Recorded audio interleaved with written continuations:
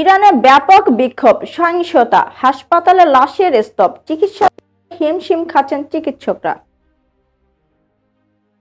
ইরানে চলমান সরকার বিরোধী বিক্ষোভে একের পর এক সংঘর্ষ ও সহিংসতার ঘটনায় এত মানুষ হতাহত হয়েছেন যে অনেক হাসপাতালে তিল ধারণের ঠাঁই নেই।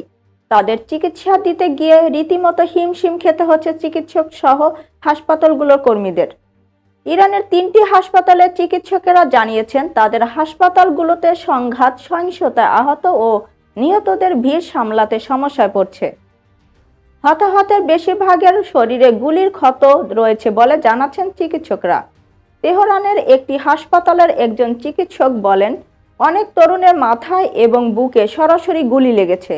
তেহরানের আরেকটি হাসপাতালের কর্মীরা জানিয়েছেন, শরীরে গুলি এবং রাবার বুলেটের ক্ষত নিয়ে আসা বহু মানুষকে চিকিৎসা দিয়েছেন তারা।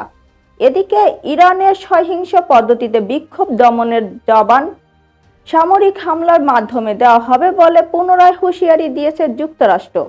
ইরান অভিযোগ করেছে দেশটির শান্তিপূর্ণ বিক্ষোভকে সহিংস নাশকতামূলক কর্মকাণ্ড এবং ব্যাপক ভাঙচুরের রূপ দিয়েছে যুক্তরাষ্ট্র।